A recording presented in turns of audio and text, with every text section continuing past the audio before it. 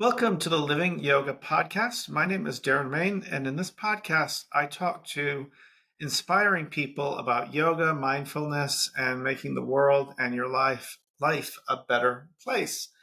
And in today's episode, I have an amazing yoga teacher slash political strategist slash activist slash Prince fan. Just learned that. Reggie Hubbard. I'm going to put a link to his website and other resources in the show notes so that you can connect with him if you like. I'll also put links to all of my work and social media there as well. If you have a question for Reggie or me, or just want to drop your own thoughts and opinions, you can do so in the comments in YouTube or Spotify. And you can also connect with us through Instagram and other social media. Finally, subscribe to the channel. It helps me, helps other people find a little more yoga in their YouTube feed, which I think we all need. For real. So with that, I'm going to bring in Reggie, and we will talk some yoga and maybe a little political activism. And I'm sure Prince will come in, and God only knows where else we're going to go with this. Reggie, welcome. Darren, thank you. Peace be with you. Happy to be in conversation and community. It is really good to meet you. You've been on my radar for a bit, and then your publicist, your personal assistant, your butler, I'm not sure, contacted me. Yeah, and my homegirl. Yeah. Your homegirl. Yeah. That should be on the business card. And I was like, yes, let's get him signed up. I've been looking forward to talking to you. So you have a really beautiful yoga journey, as does everyone who finds their way to the yoga mat. I'm wondering if you could talk a little bit about how you found yoga. I know you've had some recent health things that have happened that have sort of empowered or amplified your yoga in ways. And I'm wondering if you could just talk a little bit about that part of your journey. Yeah, so I have the most non-traditional, that's easy to say, right? But the most non-traditional yoga experience in that I started practicing yoga to not curse out my boss. It wasn't to be a teacher. It wasn't to be like enlightened. It was to not call someone the 13-letter password. Like I was in a really horrific job situation with a whole bunch of psychological macroaggressions and outright racism. And I didn't have the luxury of telling them how I feel because I needed the job. We've all been in those sorts of circumstances where you're just like, if I had true freedom, I would tell you about you in ways that were artful and inventive, but I don't. And so luckily for me, I had started practicing asana religiously about 45 days before I took this job. I was up for 2 positions in the Obama administration, all these highfalutin positions that people be angling for and throwing elbows and those things. Made it to the top 2 for both, got neither one. Heartbreak. Their loss. Yeah, for sure. But also totally my gain, because like a year prior to that, I had made a vow to myself to be more kind to myself when things don't go your way. We tend to get into these spirals of self-destruction. So I was like, next time something happens to you that totally knocks you off course, rather than seeing it as like, what's wrong with me, just be a little bit more artful in the way you look at it. And so the framework with which I dealt with that disappointment is I'm going to do things I've never done before, the things that are artsy and creative, and things that lower my blood pressure. And a friend of mine was like, Reggie, you should come to yoga with me. And I was like, certainly never done this shit before. Here it lowers your blood pressure, and artsy, sure, why not? And so I went. And so through aggressive, playful practice in the first 30 days, I wore out the studio 30 days for $30 thing. I was the person they lose money on. And that playful practice, when the practice became a necessity as opposed to a curiosity, that served me in good stead. That job just got progressively worse. And it was in Colorado. So God bless Colorado and its rich yoga culture, because I could go to a whole host of studios and get different philosophies, different asana practices, different teachers, and those sorts of things. They fired me via text message 10 months into the gig, and the aggressive practice of yoga I didn't know was going to soften my heart. I didn't know it was going to give me grace and compassion to thank people for adversity and not curse them out. And when I realized the secret sauce of aggressive practice, I was like, oh, I'm all in on this. Like, please, like, it's a way for me to process out and alchemize pain into being of service to humanity. Let's go. So that's kind of how I got started. Yeah, I have a question for Go you. for it. Mm-hmm. At this time, and I think it's something all of us that are struggling to be conscious, awake, Mm-hmm. spiritual, are wrestling with. Because on the one hand, you want to sit down and meditate and be mindful. On the other hand, we've got a world that's on fire Mm-hmm. with I mean, I don't even have to bring up any one political person or issue. Yeah. Yeah. Everybody knows how the world feels right now and how Right. overwhelming it feels. You are a political strategist, but also a Mm-hmm. yogi. Yeah. And you are like the walking embodiment of sort of what we're all trying to do. Mm-hmm. How do I be an active part of the solution out there in the world, Mm-hmm. but also not lose myself Right. in the chaos? Right. Because once we do that, we become far less effective. Yeah. So I'm wondering Totally. if you have any advice about how you spin those two plates um, and maintain your sanity.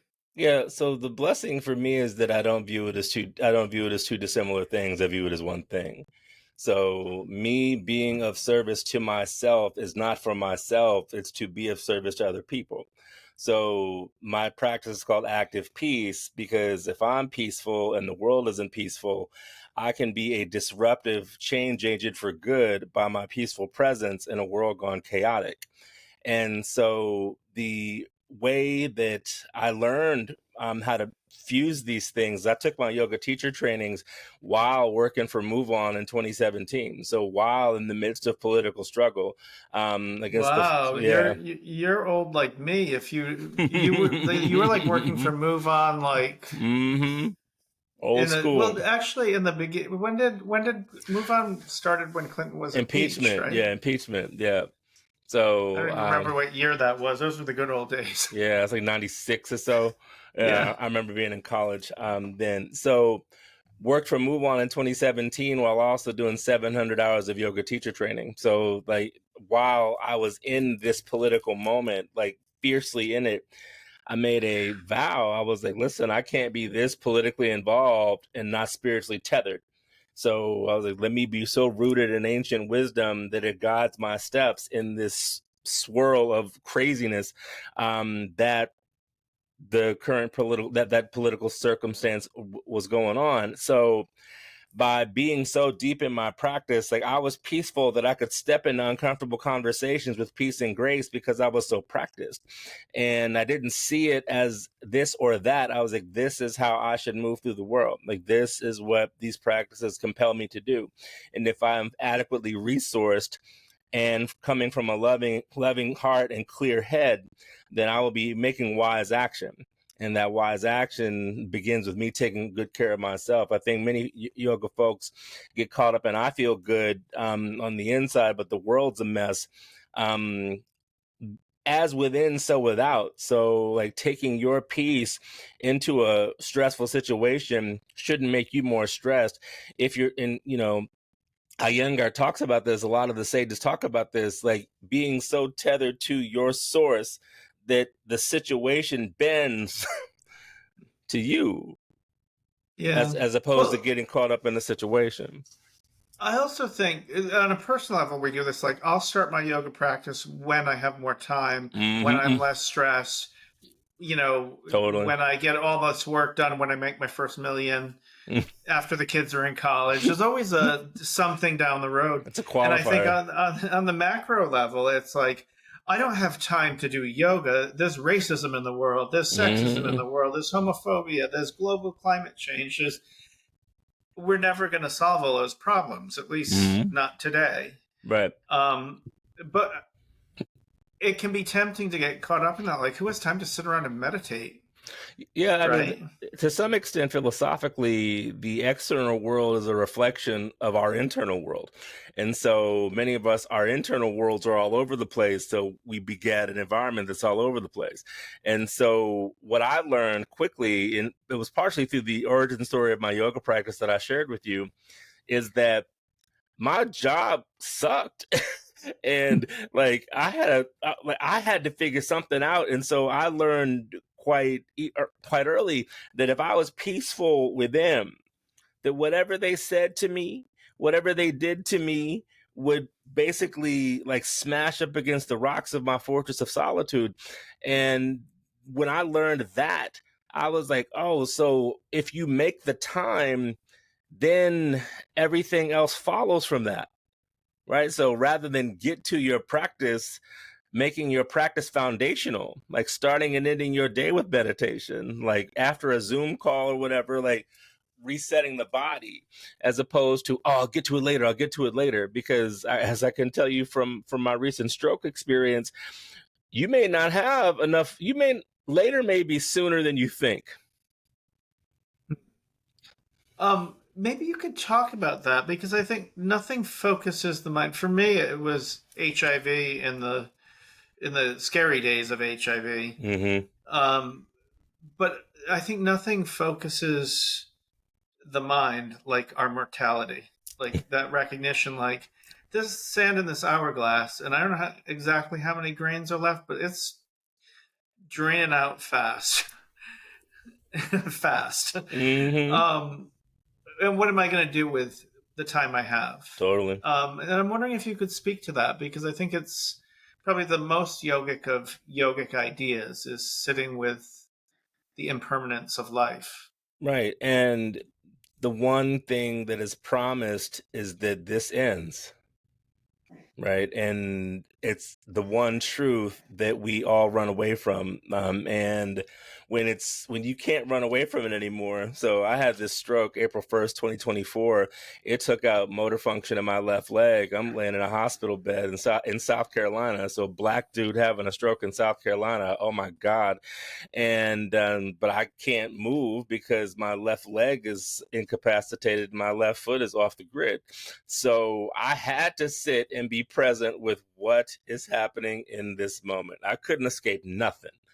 In order for me to have any sort of healing journey, I had to make peace with my mortality, make peace with the circumstances and the poor decisions I made and it wasn't all bad decisions. It was genetic predisposition, but I didn't go to the doctor as often as I should have. I was on some foolishness. I was caught up in grief and caught up in something else other than tending to the temple of the body. And the temple basically was just like, I need to have a moment with you. And then when the temple when the temple got my attention, I realized that, hey, this thing is passing away, but rather than getting to it later, why don't I take care of it and cherish it now? And in the Yeah. cherishing and taking care of it now, Darren, it has been such a blissful and beautiful recovery because to some extent, I've been given a mulligan. Like I couldn't walk for months. Now I can walk freely. Like talking to people, the thought of me being on a podcast a year ago with lights in my face, yikes! There was no way because like Wow. talking to people was cognitively fatiguing. So to have the surrender that the stroke was basically like, hi. And one of my teachers is Alan Finger. And so I emailed him when I was in my ER. But once I got out of intensive care and I was in step down, I was like, so, hey, you have any chance for like near death experience? Like, and is there anything that you suggest that I take on as a frame as I endure this hill that I have to climb? Like, like the journey from neurological devastation is a long one and a slow one. Yeah. And he was like, you can do Muhammad and you can do these things for like spirit strengthening and talking, chanting to be in connection to get away from the fear of death and that. And You will not heal from your injury until you love it. You will not love your life until you realize that like death is part of the equation. You will not make the most of now until you realize things are impermanent. So knowing that the stroke wasn't a punishment, it was a teacher. It was a guide. I couldn't live. For me, it was an initiation. I couldn't continue to live irresponsibly as I had been living in many ways. Like the stroke is just like, sir, you need to do this. Yeah. You can't eat all over the place. Like walking, you took that for granted when you took your mindfulness certification training and you mocked walking meditation. Well, guess what's going to save your ass now? It's like putting one foot in front of the other. The universe has a pretty wicked sense of humor. And I use that in my teaching practice because I said the thing that I hated in my training, guess what saved me when I had to learn how to walk again? Yeah. I wrote an essay years ago when I first was diagnosed as positive, and the prognosis was not great at that time. Mm-hmm. And I wrote an essay called HIV, My Gift in Ugly Wrapping Paper. And it was like, on the outside, it's hideous wrapping paper, and it's the one like under the Christmas tree that you open last. It's like, oh, there's something shitty inside of there. Way in the corner, right? Socks or underwear or something from your grandmother. But if you are courageous enough to open those gifts in ugly wrapping paper and see the stroke, the cancer, the HIV, even the chaos in our world is an opportunity for us collectively to learn, to grow. Yeah, absolutely. I often think about this. Like, I think it was so naive of me, but like when Obama was elected, it felt like, finally, we have a black man that rose to the highest office in the land. And I wasn't naive enough to think racism was completely dead, but it felt like this was like a big step. And it was. I mean, we should honor it for what it was. But I think that complacency really, for me personally, I think collectively, it was just real naive to think that, oh, great, done. Check that off your to-do list. Yeah, America all of a sudden likes the people it's hated for centuries. Yeah, sure. Yeah. Well, a piece of your work, you do so many amazing things, and I love that you share your story honestly. There's a saying in marketing that I love. It's called "Your mess is your message." And I love that because it gives me as a yoga teacher a permission to be a hot mess. Yeah, totally. And to use it as like, yeah, I'm a hot mess and I have overcome a lot and I still got a lot of work left to do. One of the things, clearly you didn't get the memo that woke is dead. I hate to be the one to break it to you. Woke is dead. Okay. But you do you keep trying. No, you've done a lot of work to bring sort of like a DEI awareness into the yoga space. Yeah.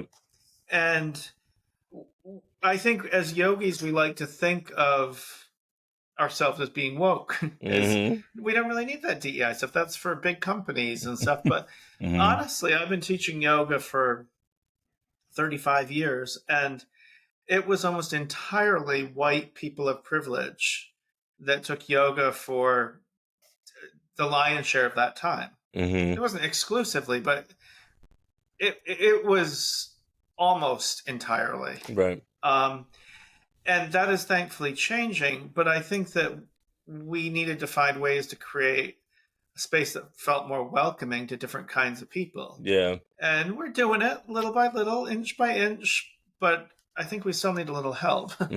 So I'm wondering, in this world where woke is apparently dead, or at least not trendy, and how can we as a yoga community be a counterpoint to that, to saying diversity in the yoga space is not something we tolerate, it's something we celebrate. Right. Well, I want to give a shout out to some of the institutions that I work with on a pretty deep basis on this stuff. So the Kripalu Institute for Yoga and Health, the Omega Institute, which no one is like saying, hey, they're the most diverse places on the planet, because they're not. However, they understand that in order for these institutions to achieve the aims they purport to go for, you got to have more perspectives than a homogenous set. The same people who've been saying the same thing to each other for like an indefinite period of time, that doesn't sound very nourishing or enlightened to me. It actually sounds quite stale and in need of renovation. And so, like, if you think about it as air, the air becomes stale and flat. And when we think of the phrase "a breath of fresh air," I know from deep recovery that fresh air is how you heal. Stale air perpetuates sickness. And there are norms that are perpetuated in the wellness industrial complex that are the same norms as society. So if the lion's share of people are white and of privilege, that very much mirrors the societal norms of the United States and the Western world. So what I do, the blessing is that I grew up in the suburbs, went to Yale, so like I'm bilingual, but my family is Southern from Virginia. So I'm very deeply aware of my Black heritage, but grew up in mixed spaces. So I have the ability to tell folks they're full of it in a kind way, because white fragility is a thing. People are like, oh, I'm in my feelings. Oh God, welcome to the human experience. Like, most of us live in our feelings, but just don't have access to resources or care. So at least you can give words to your feelings when most people just don't have the luxury of that. So being in these communities where I am able to teach as I am, so these institutions where I partner with, I was like, look, I'm going to do what I do. Like, I'm not going to be, yes, I have all these teachers, but I'm not Jack Cornfield. I'm not Tara Brock. You know what I mean? I'm not going to speak in a certain way. Like, I'm going to speak in the cadence that is authentic to my voice. And what I know about the universe is that those who are on a similar resonance will come to me. And if we're not on the same resonance, peace be upon you as you find your own teacher. But I know that the perspective, I mean, I'll give you one example explicitly. I launched my teaching practice. I launched Active Peace Yoga during the height of the pandemic. And Active Peace became a virtual community that had all walks of life. Oh my goodness. I mean, queer and trans and old and young and Black and all of it. Like this the Rainbow Coalition.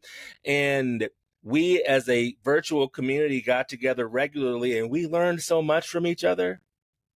We learned so much from each other. And teaching in a Sangha format. So I would authentically teach from my perspective, and then people would feel that they had enough trust in the circle to be like, Reggie, I don't understand that. And then I would lovingly explain it to them instead of give them a side eye and look at them like they're stupid. And so diversity isn't just forcing Black and brown people on white people. It's creating conditions where all of us can be seen and work together as equals and learn together so that our collective learning is our collective liberation, as opposed to everything being apart. We all come together. As you were talking, I was thinking about like the yoga studio being this sort of safe space where you go to do uncomfortable poses and breathe through them, and you sort of practice for the uncomfortable poses of life, which is frequently done in a not so safe space. I feel like some of the most uncomfortable poses in our world and society is for people of different races and backgrounds to have open, honest conversations, and to mess up. Right? Like, as the white guy, I'm sure to say something stupid that offends somebody. I don't mean to. I just can't help it. It's just in my DNA. No, it's. I think there are people who benefit from, and all of us, not just us white guys, but all of us benefit from a space where we can go and feel safe asking questions, screwing up and not feeling like you're going to be, just canceled immediately because you said something wrong. But you can just have this open thing like, hey, when you said that way, it didn't sit well with me. And I can learn and you can learn and we can. Exactly. And we don't have a lot of that in society. And I really believe that the yoga space where we're sort of messy to begin with.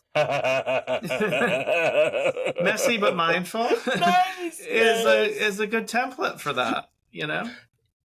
Totally. I believe that. And if done the right way, I mean, we've all been in an asana class that had way too many people in it and people are sweating a little too much. Like that is super uncomfortable, you know?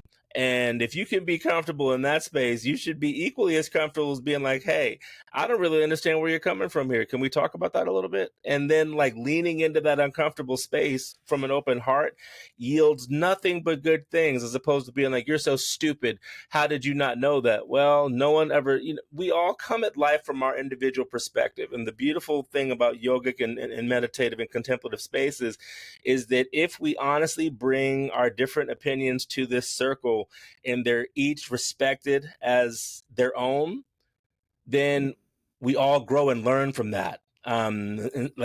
Giving someone the benefit of the doubt. One of the things in the spaces that I hold, meditative, yogic, and all the above, is I have a rule. I was like, permission to be messy. Like we welcome, Thank God. yeah, for sure. Like we welcome inelegant speech. Yeah. Trying to figure it out and not being like someone word policing you because you didn't say the right word. Like if you don't know, you don't know. And me beating you over the head with an orthodox stick doesn't help you try and learn. Yeah, what's that saying? I hate to say it, but I got it from Mitch McConnell of all places. There's no benefit to the second kick of the mule. Right. And I think that's what we do. We create a condition not where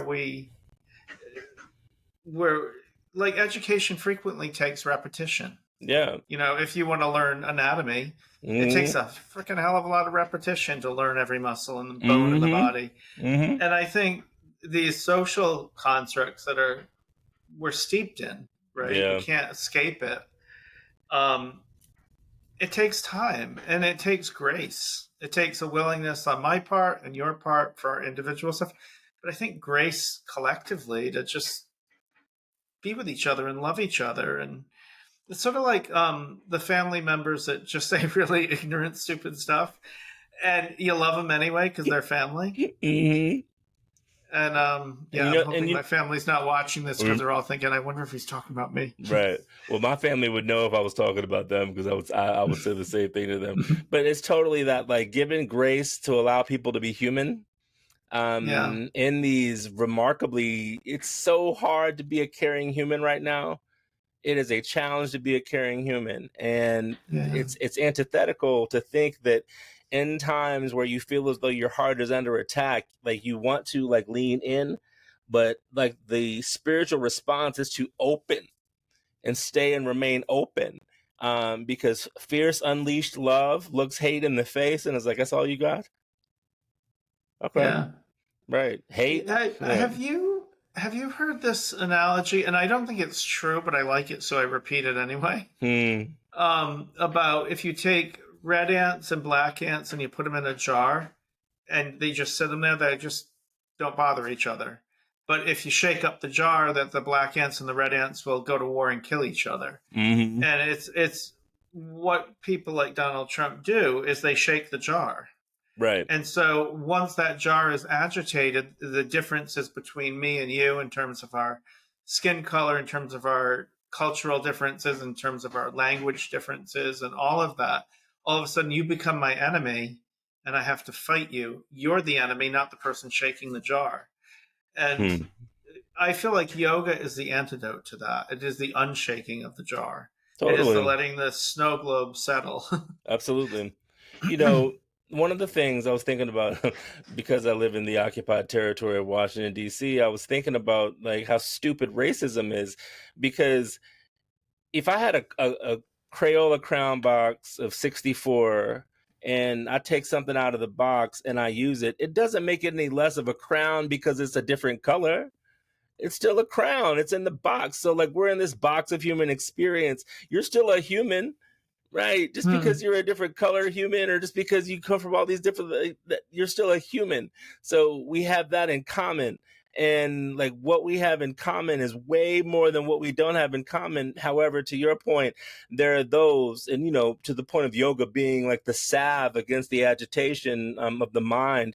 Yoga is meant to calm the fluctuations of the mind.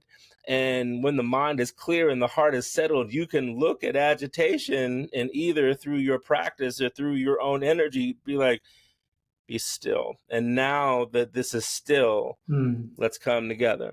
So I think that's another reason why the name of my teaching practice, Active Peace, is so special to me, because I purposely take this practice into agitated places. And I'm just kind of like, okay, I know, blah, blah, blah, let's, or sound is an important part of my practice. And so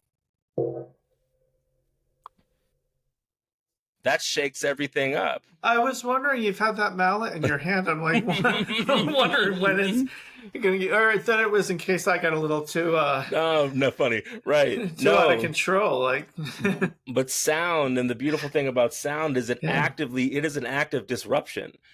But it's a disruption in a way that allows for things to settle in a healing manner, as opposed to just, I'm going to like shake it up. Like it shakes it up, but also with an eye towards like, okay, now that I've got your attention, let's. Yeah. Mm-hmm. Reggie. Yes. I could talk to you all day. But we do need to wrap. But I absolutely feel like we've just scratched the surface of things that we could talk about in this podcast. And I would love to get you out to California to teach. Hey. If you're ever interested, we could set that up. Totally. I'd love to have you back on.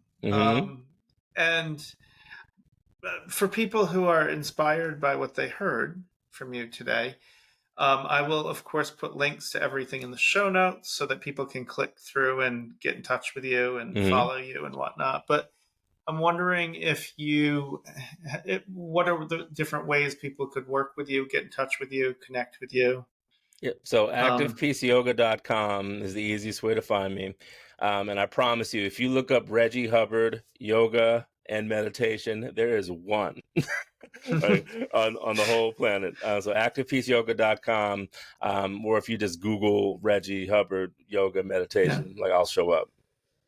Yeah. For people who don't live in the DC area, do you do any online work? Yeah, I do a lot of online work. So the beautiful thing about opening your teaching practice during the pandemic is that you have the cameras and the microphones and all these other things to allow for another reason for someone to sit in front of their computer. So I do a lot of online stuff. The reason, when I play these sounds, it sounds like a gong as opposed to is because the microphones and the mixer that I have here were born of the pandemic. So a lot of online stuff available too. And on social media, I'm pretty active. Reggie Global or Active Peace Yoga as well. Nice. Reggie, thank you so much for the work you're doing and having your publicist reach out to me. This has been delightful. My homegirl. Your homegirl. For having your homegirl reach out to me. I was excited to chat with you today, and I'm definitely excited to do more with you. I think there's like 50 different topics we could dive into. And I'm proud of us for keeping it tight. We did a good job. Absolutely. If you're watching this and you want to, if there's topics you would like to us to address in the future, you could drop those in the comments. If you have questions or observations of your own, also in the comments, be sure to subscribe and follow both of us on social media. Reggie, I will see you very soon in the next podcast, or preferably out here in California teaching. And the rest of you, I'll see you in the next episode.